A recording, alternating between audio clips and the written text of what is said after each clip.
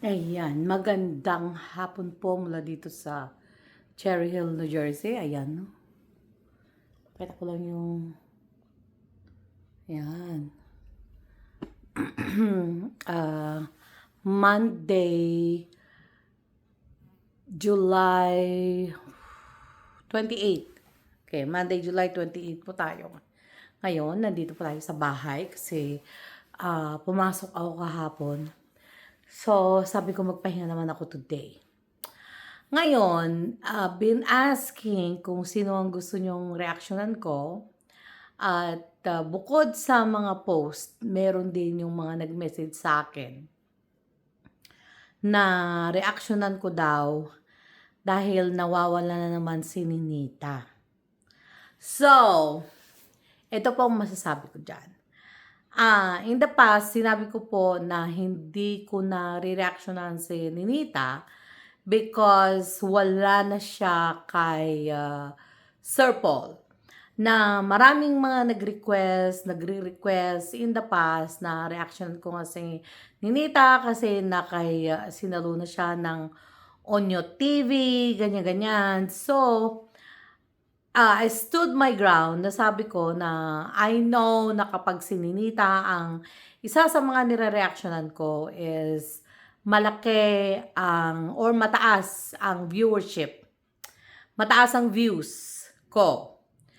Pero ako kasi, again, it's not about the views. Una-una, hindi naman ito ang hanap buhay ko. Hindi ang pag-vlog or pag-YouTube ang hanap buhay ko. Ginagawa ko lang ito for some reasons, gaya ng, pagtanggal ng boredom, pagtanggal ng stress,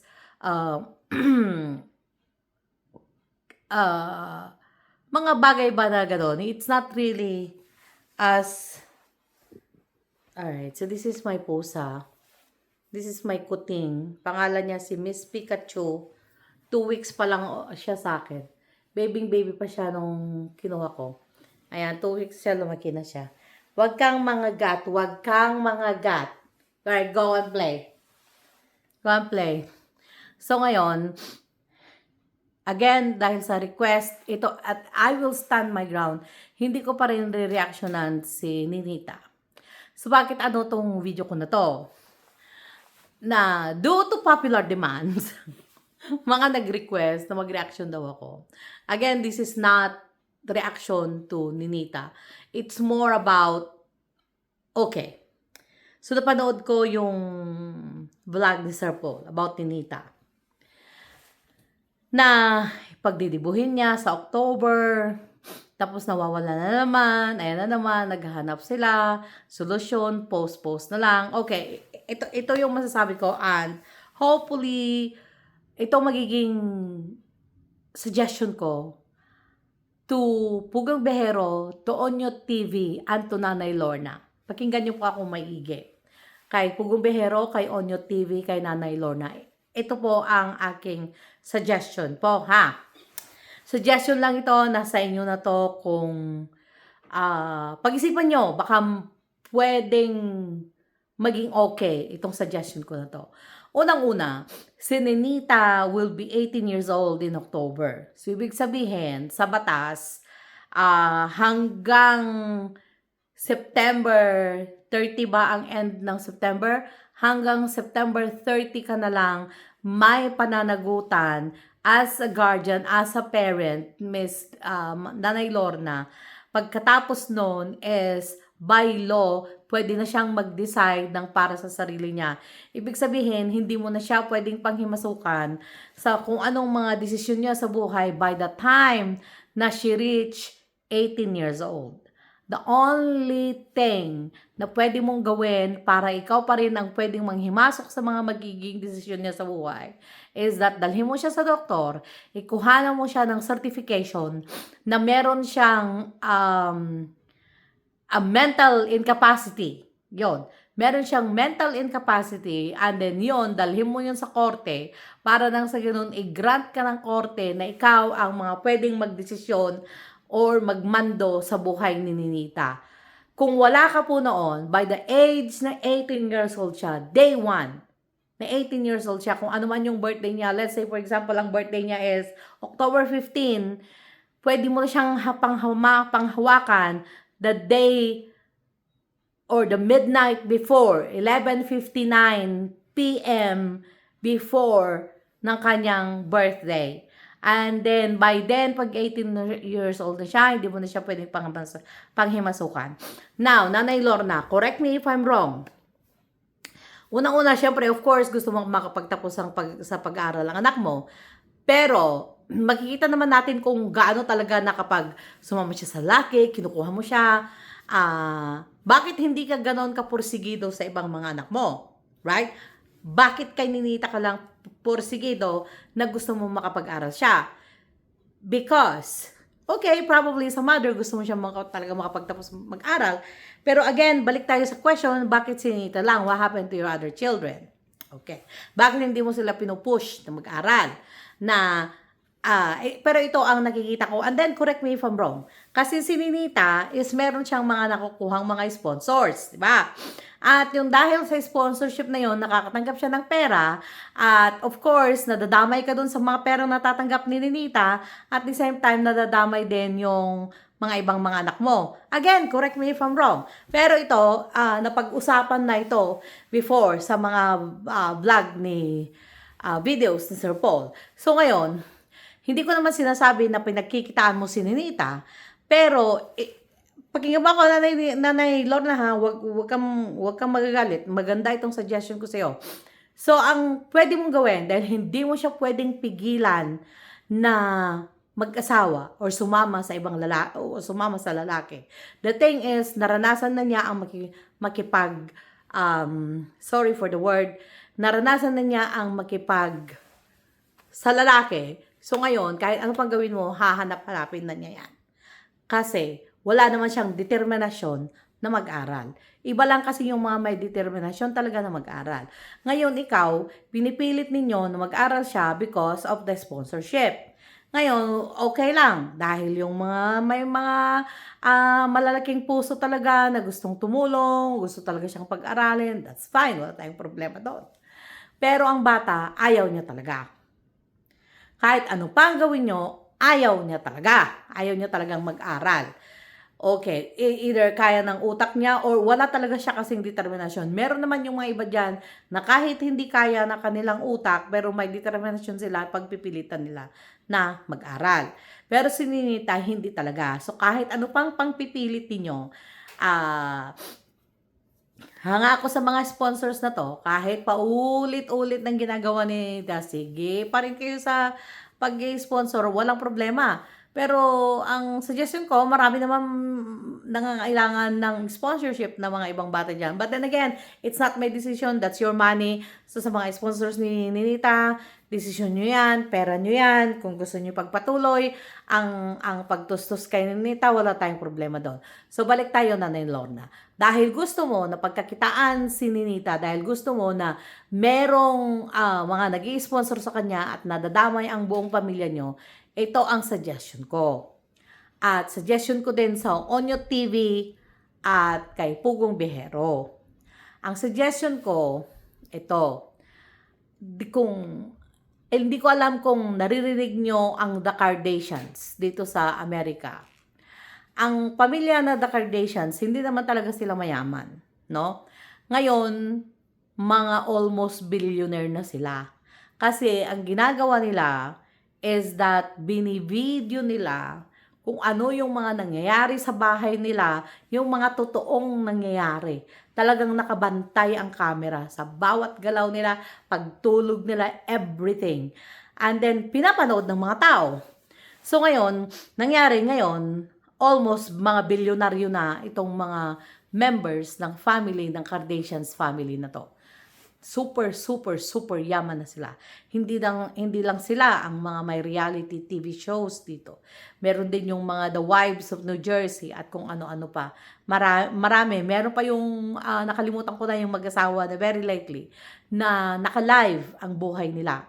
So, dahil malakas ang hatak ni Ninita sa mga viewership, bakit hindi nyo gawin na ganon? Suggestion ko. Kasi hindi nyo rin naman na mapipigilan ang pag-aasawa. Gusto niya talaga ang lalaki. So, ang gawin na lang ninyo, Onyo TV, Nanay Lorna, Sir Paul, si Sir Paul sinasali ko kasi, you know, he can advise as well. So, ang gawin nyo, Onyo TV, kung ikaw ang gagawa na itong sinasabi ko, is kukuha kayo ng written permission, gawa kayo ng kontrata. Hindi ikaw, Nanay Lorna, ang pipirma sa kontrata kasi hindi naman ikaw ang legal guardian ni Ninita pagdating niya ng 18 years old.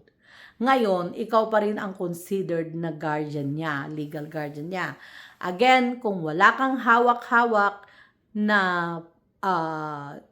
legal guardianship na tinatakan ng korte, pagdating ng 18 years old, hindi ka na considered na legal guardian ni Ninita. You are just a mother by then.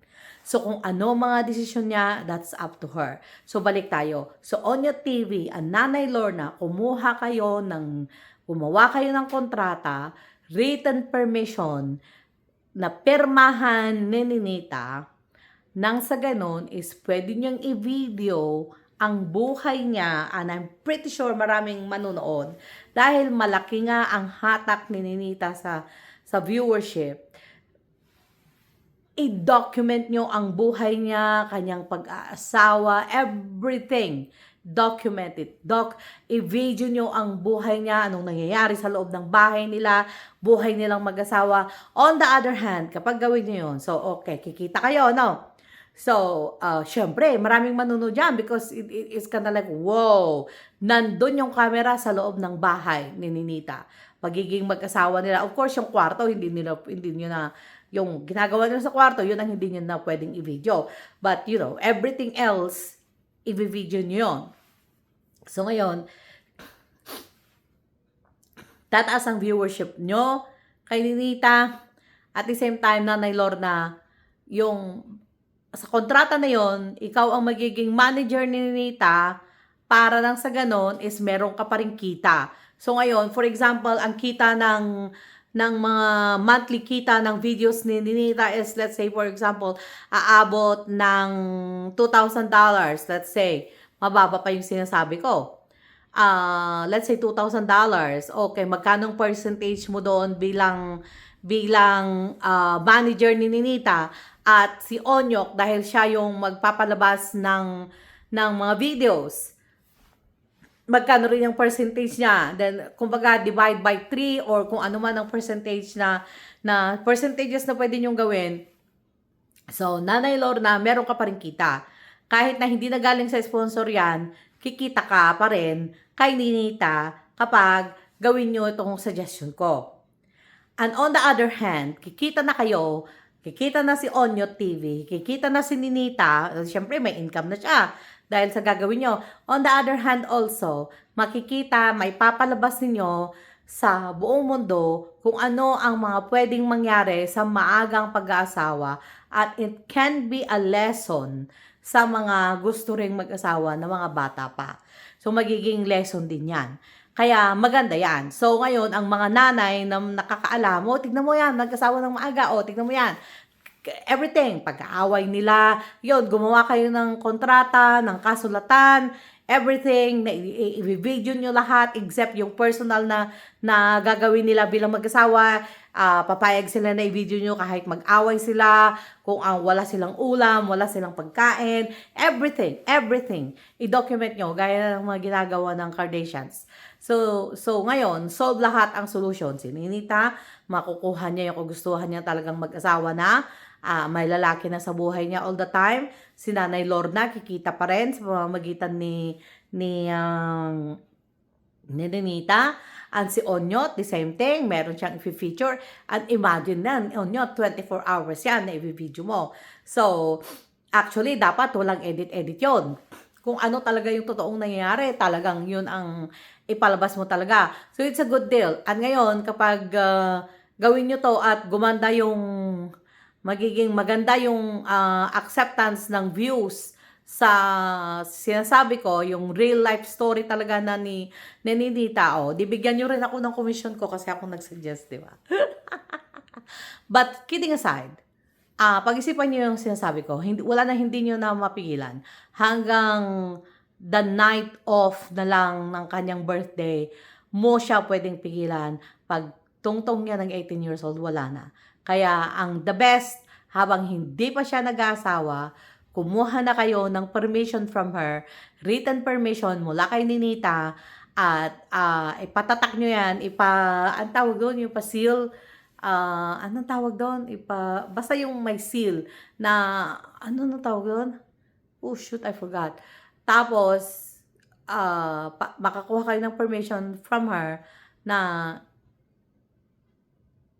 i-document ang day-to-day na buhay ni Ninita bilang mag-asawa. Okay? Everybody's problem is solved. Ngayon, in the long run, makita niya yung hirap ng buhay niya. Then, hopefully by then, talagang mag-mature siya ng konti, hopefully by then, makita niya na pwede palang mag-aral. Kasi wala namang sa edad ang pag-aaral. No? Let everything out of her system. Sige, alam niyo yun, yung maagang kalibugan, sorry for the term, but it is what it is. No? All those things, sige, paranas nyo na sa kanya, and then hopefully, by the time na mag-mature siya, gusto na niya mag-aral. Okay? So, I'm pretty sure marami pa rin gusto mag-aral sa kanya. But then again, like I said, baka by the time, super yaman na kayo. So, marami ang mga gustong nanonood sa ganyang totoong buhay na nangyayari. Lalo na si Ninita is malakas ang hatak niya pagdating sa views. Okay? So, yun po ang suggestion ko. Hopefully, mapanood to. Please pag-share para mapanood ni Onyot, mapanood ni Onyot TV, mapanood ni Nanay Lorna at ng PB Team. Kaya, ayan po, napagbigyan ko kayo yung mga gustong reaksyonan ko si Ninita. Ayan po, napagbigyan ko kayo. Maraming salamat.